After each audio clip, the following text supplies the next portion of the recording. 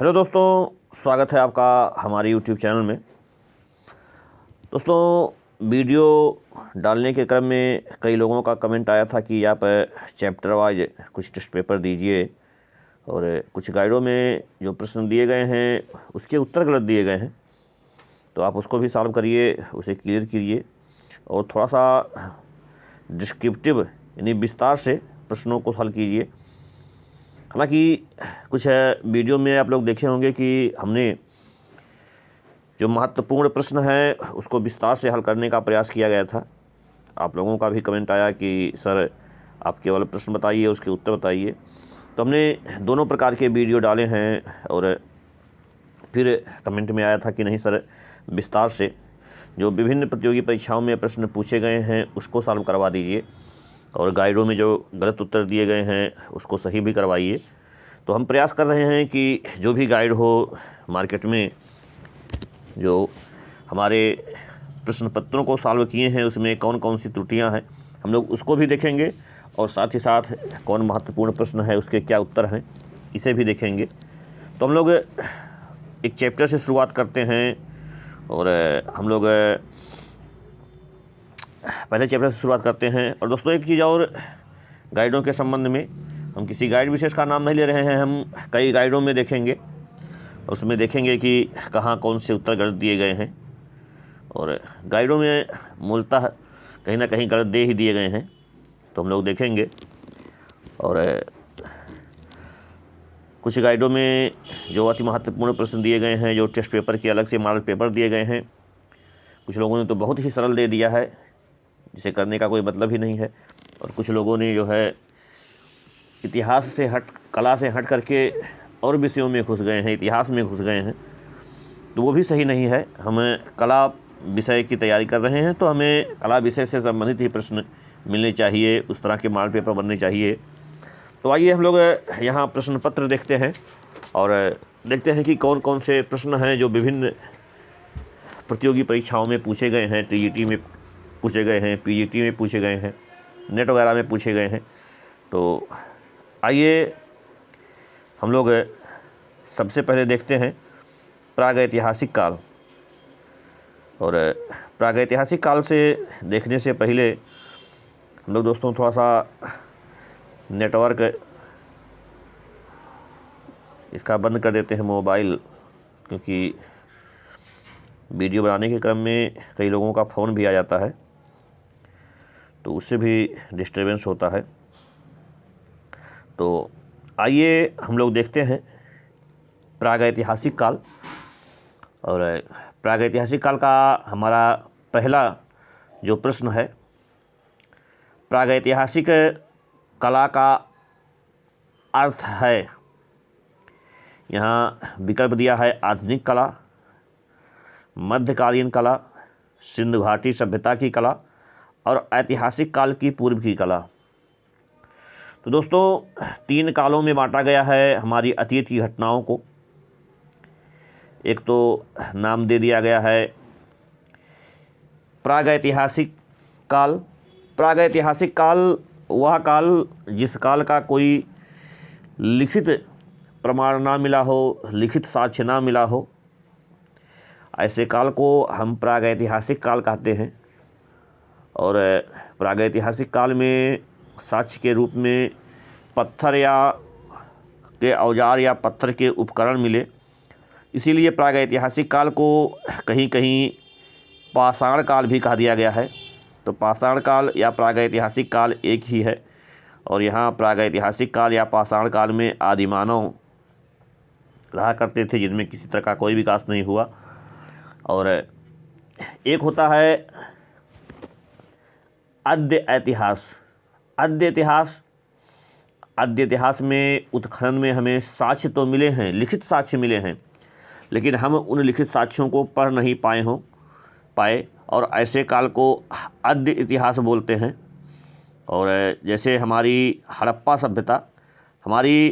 सभ्यता एक अद्य ऐतिहासिक सभ्यता है, क्योंकि यहाँ जो उत्खनन में लेख मिले हैं उन लेखों को अभी तक हम लोग पढ़ नहीं पाए।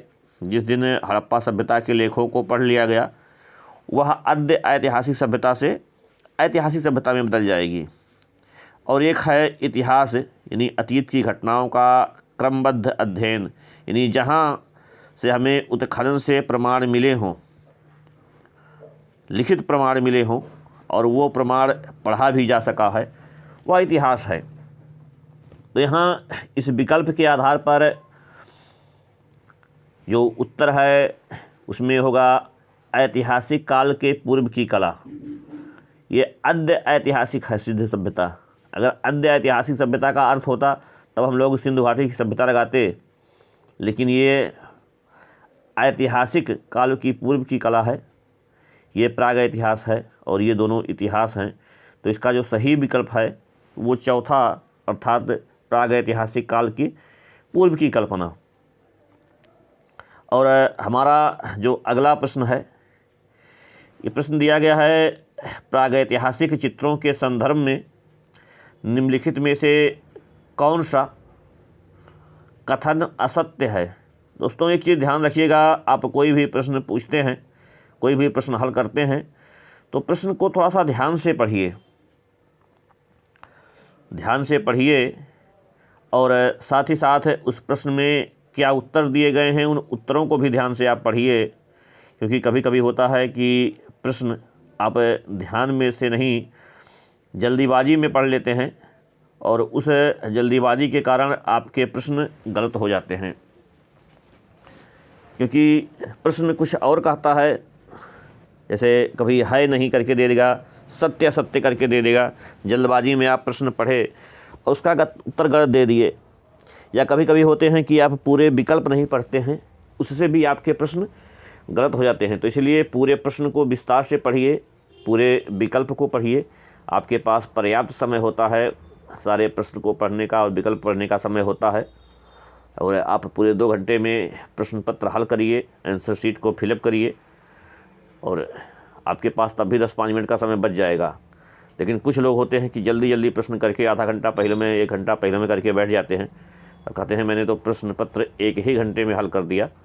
तो ऐसा कुछ नहीं है कि आपको 1 घंटे में प्रश्न पत्र हल कर रहे हैं तो आपको कुछ बेनिफिट मिलेगा, ऐसा कुछ नहीं है। हो सकता है कि आपने कुछ प्रश्न को सही से नहीं पढ़ा, गलत हो गए हो 1-2 प्रश्न जो आपको 5 से बाहर कर देते हैं। तो यहाँ देखिए प्रश्न दिया गया है, ऐतिहासिक चित्रों के संदर्भ में निम्नलिखित कथनों में से कौन सा कथन यहाँ असत्य पूछा है।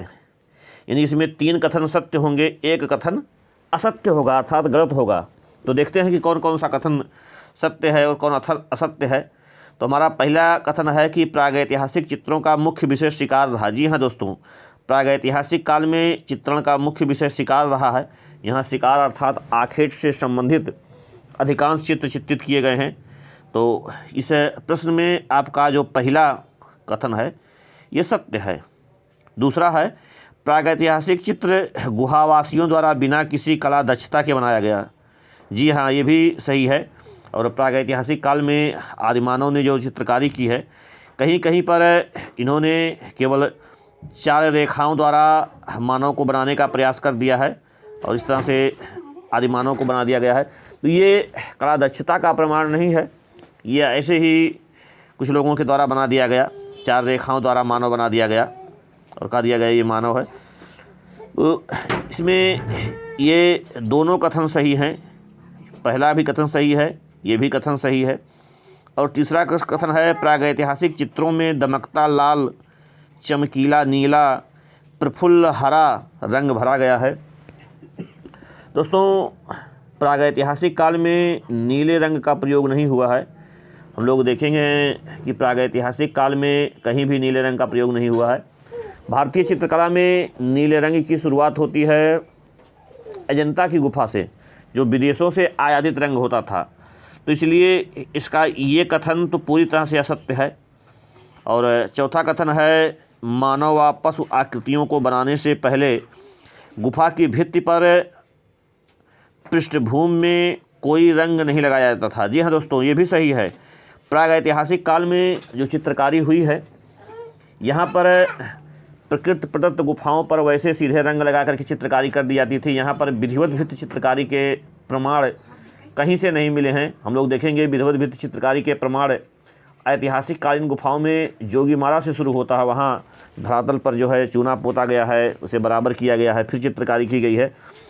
तो ये भी कथन सही है। अर्थात कह सकते हैं कि इस प्रश्न में तीनों कथन जो है सत्य हैं। ये भी कथन सत्य है, ये भी कथन सत्य है, ये भी कथन सत्य है, यही कथन असत्य है।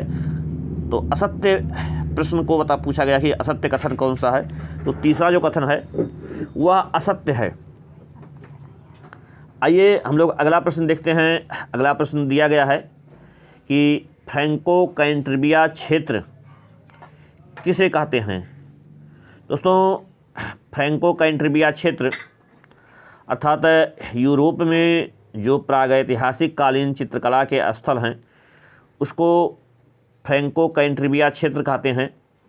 और यहाँ यूरोप में स्पेन और फ्रांस दो ही ऐसे देश हैं जहाँ पर प्रागैतिहासिक चित्रकला के स्थल प्राप्त हुए हैं। अर्थात फ्रैंको कैंटरबिया क्षेत्र यहीं इन दो देशों में मिला हुआ है जो यूरोप में प्रागैतिहासिक कालीन चित्रकला के केंद्र हुआ करते थे।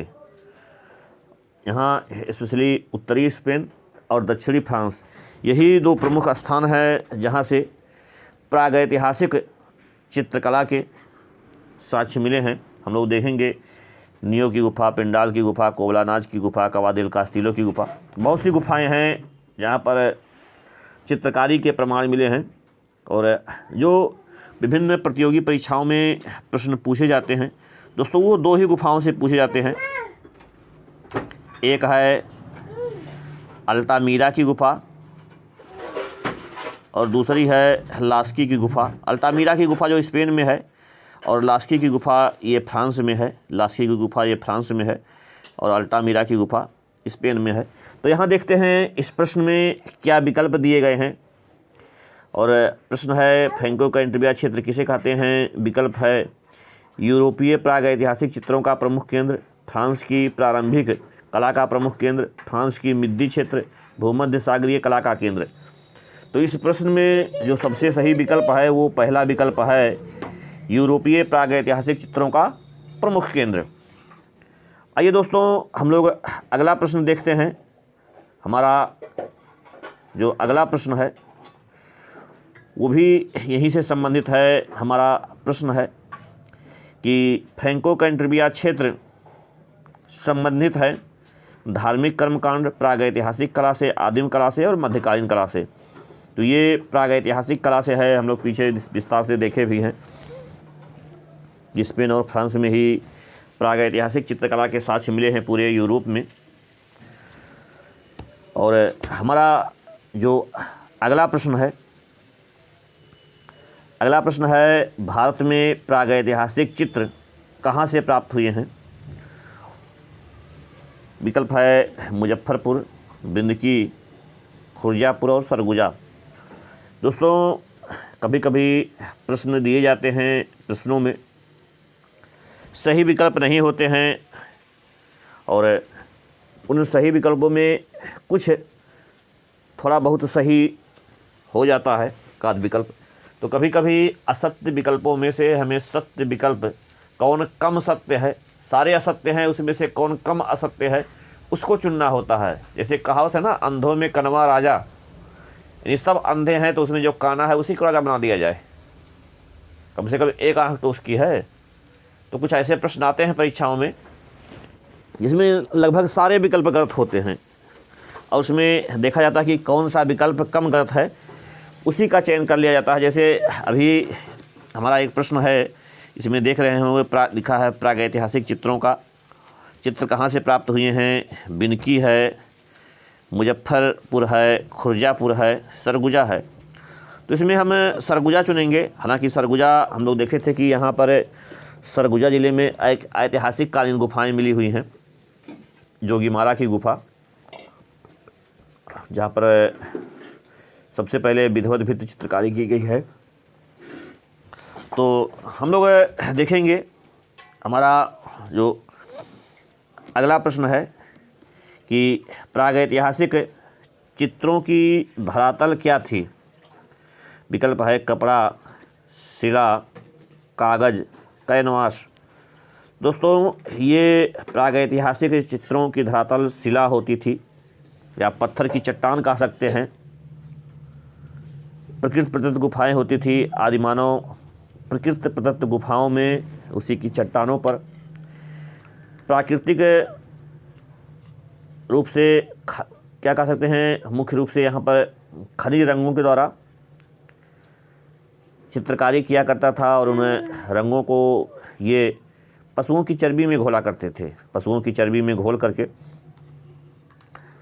ये गुफाओं की दीवारों पर वैसे ही सपाट रंग भर देते थे। गुफाओं की दीवारों को ना तो समतल करते थे, ना तो ही उस पर कोई अन्य रंग लगाते थे।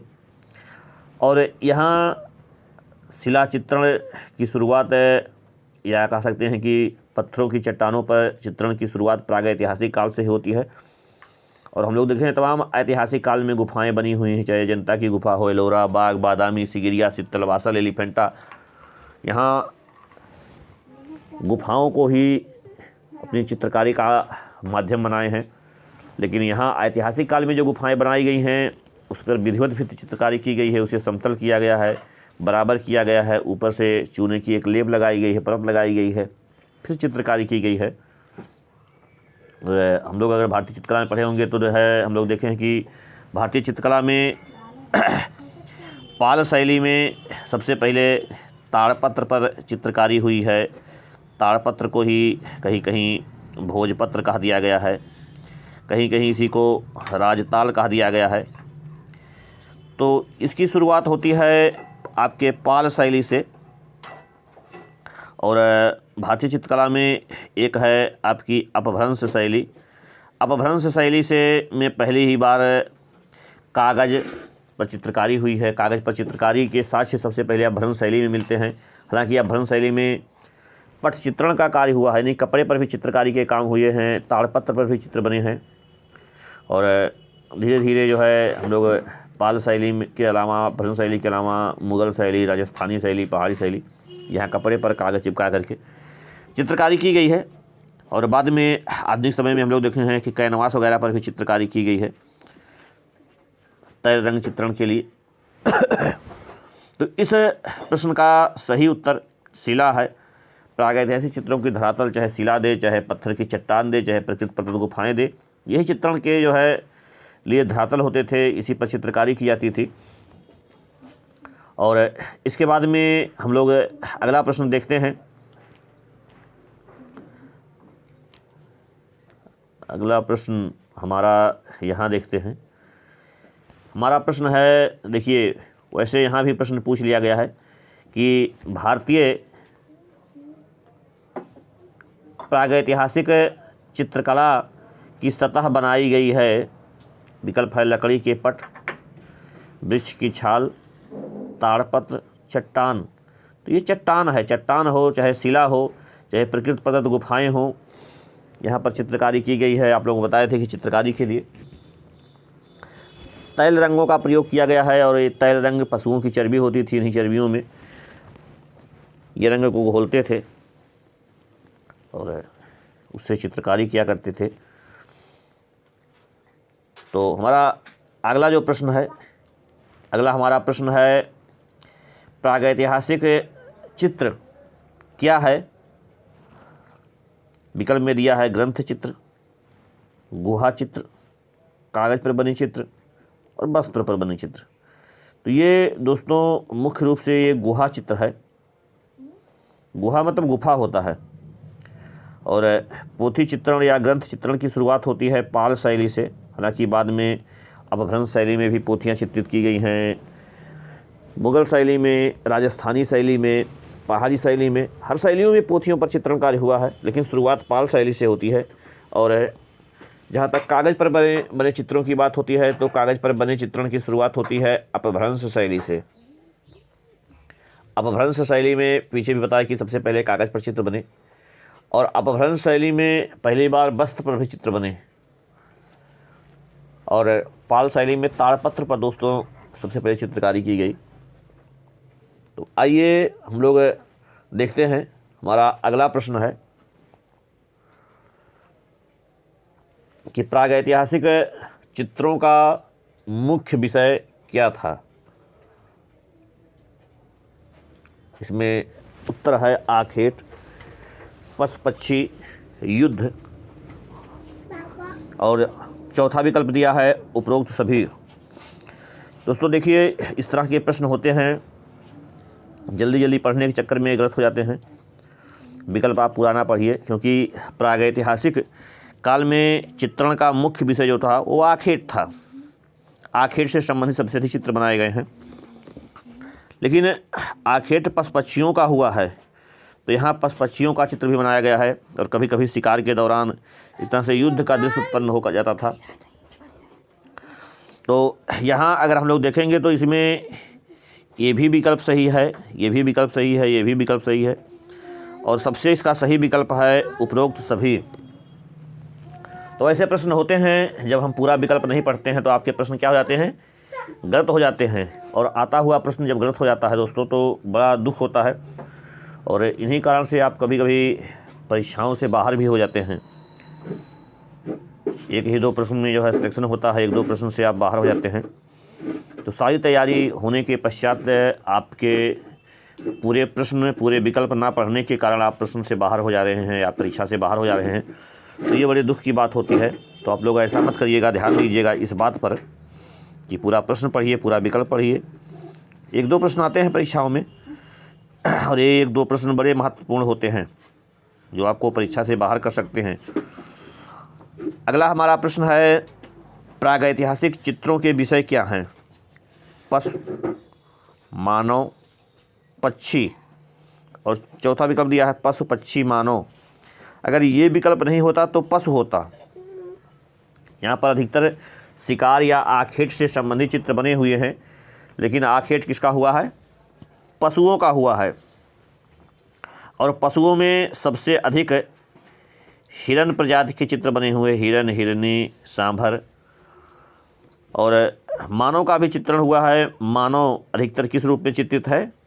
शिकारी के रूप में चित्रित है। और शिकार किससे हुआ है? धनुर्धारियों से शिकारी के रूप में चित्रित हुआ है। तो यहाँ जो विकल्प दिया गया है, इसमें देख रहे हैं कि हमारा जो चौथा विकल्प है उसमें सब दिया गया है, पशु पक्षी मानव। तो इसमें वरीयता हम लोग किसको देंगे? पशु पक्षी मानव को। तो एक बार हम लोग ध्यान से देख लें कि यहाँ पर पशुओं के चित्र खूब बने हैं, पक्षियों के चित्र कम बने हैं। बतख और मोर के चित्र बने हुए हैं, और जिनमें सर्वाधिक पक्षियों में मोर के चित्र बने हुए हैं। हालांकि इनके चित्र पशुओं की अपेक्षा कम बने हैं। आइए हम लोग अगला प्रश्न देखते हैं। थोड़ा सा जल्दी जल्दी जैसे लग रहा हो जा रहा है, बोलने की आदत है जल्दी जल्दी।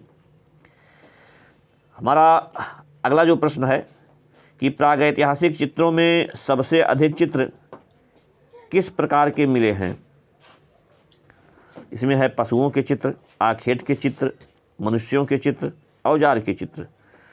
आप लोगों को बताए भी थे कि यहाँ आखेट अर्थात शिकार से संबंधित सबसे अधिक चित्र मिले हैं, और आखेट अगर विकल्प में नहीं है तो दूसरी वरीयता हम लोग पशुओं के चित्र में देंगे, लेकिन इसमें आखेट है इसलिए हम लोग पहली वरीयता आखेट से संबंधित चित्रों को देंगे। हमारा अगला जो प्रश्न है कि वही प्रश्न ये फिर दोहरा दिया गया है कि प्रागैतिहासिक चित्र प्रधानतः किस विषय से संबंधित बने हैं? तो यहाँ धर्म संबंधी, आखेट, युद्ध संबंधी, प्रकृति संबंधी। दोस्तों इसमें भी आखेट है, लेकिन यहाँ पूरे प्रागैतिहासिक काल में प्राकृतिक आपदाओं का चित्रण कहीं पर नहीं हुआ है। हालांकि प्राकृतिक आपदाएं हमेशा आती रही हों, चाहे प्रागैतिहासिक काल हो, चाहे ऐतिहासिक काल हो, चाहे अब हो।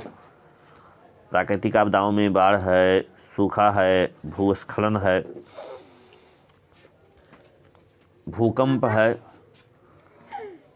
ओलावृष्टि है। तो तमाम प्रकार की प्राकृतिक आपदाएं आती हैं। प्राकृतिक आपदाएं हमेशा आई हैं, आती रहेंगी। लेकिन यहाँ प्रागैतिहासिक काल में प्राकृतिक आपदा से संबंधित कोई भी चित्र चित्रित नहीं किया गया है। पुरातत्वविदों का अनुमान है कि संभवतः आदि मानवों का ये मानना रहा होगा कि जिस चीज़ का हम चित्रण करते हैं वो चीज़ें हमारे जीवन में घटित हो जाती हैं। या हो भी सकता है कि कहीं प्राकृतिक आपदा के चित्र चित्रित किए गए हों, लेकिन अभी तक खोजने से वो चित्र उस तरह के प्राप्त नहीं हुए हैं, तो कुछ भी कारण हो सकता है।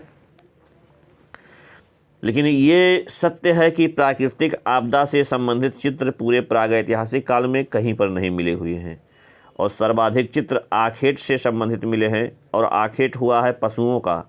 तो विकल्प में आखेट या शिकार नहीं रहेगा, तो हम लोग वरीयता किसको देंगे? पशु देंगे। और पशुओं में अगर नाम दे देगा तो पहले हम वरीयता देंगे हिरन, हिरनी, सांभर, यानी हिरन प्रजाति के चित्रों के चित्र, हिरन प्रजाति के पशुओं के चित्र सबसे अधिक मिले हुए हैं। आइए हम लोग अगला प्रश्न देखते हैं। हमारा अगला प्रश्न है, प्रागैतिहासिक चित्र सामान्यतः निर्मित किए गए हैं, इसमें है तैल पेस्टल से, जल रंग से, स्याही से, गेरू व चारकोल से। दोस्तों यहाँ तैल पेस्टल दिया गया है, लेकिन यहाँ पेस्टल तकनीक से नहीं बनाया गया। पेस्टल होता है कि रंगों को पेस्ट करके दबा करके चाकू से या ब्रश के डंठल से या उंगलियों से रंग भरे जाते हैं। तो यहाँ पेस्टल रंग से भी नहीं बनाए गए हैं, जल रंग से भी नहीं बनाए गए हैं, स्याही से भी नहीं बनाए गए हैं। यहाँ दोस्तों अधिकांश जो रंग प्रयोग किए गए हैं वो गेरू का प्रयोग किया गया है। गेरू का प्रयोग किया गया है जो एक खनिज रंग था। चारकोल अर्थात कोयले की बात हो रही है यहाँ। असल में चारकोल जो आधुनिक समय में चारकोल बनता है, ये भी एक कोयले का ही रूप होता है।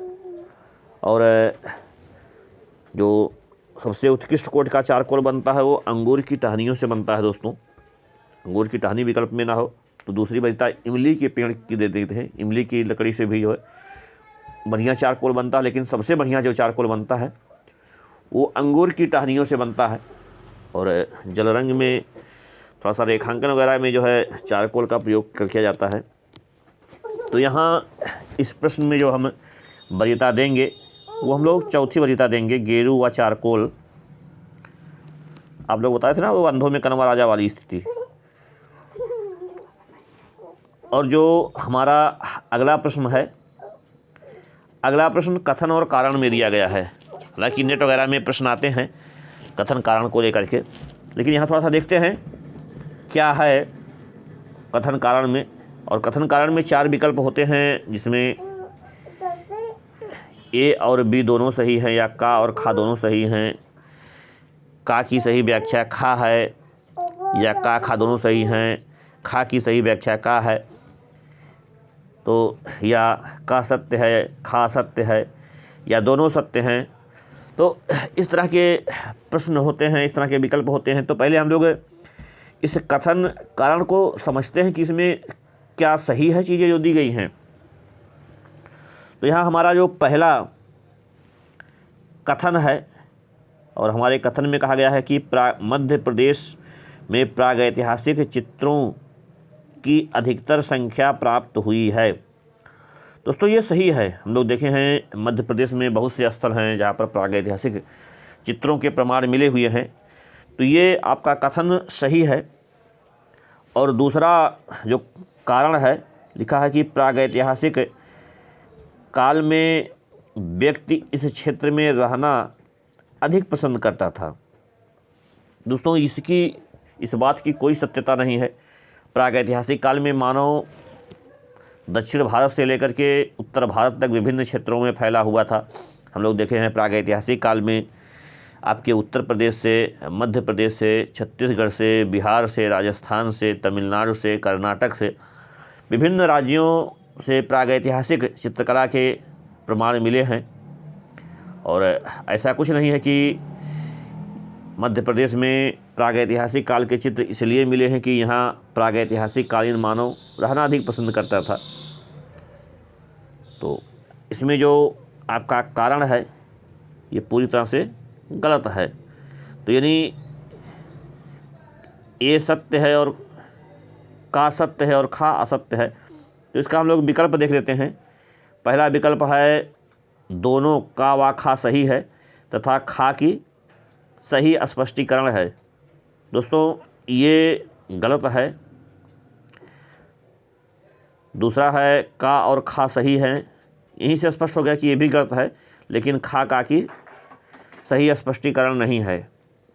तीसरा जो हमारा विकल्प है का सही है लेकिन खा असत्य है, ये सही है, और का असत्य है खा सही है, ये भी गलत है।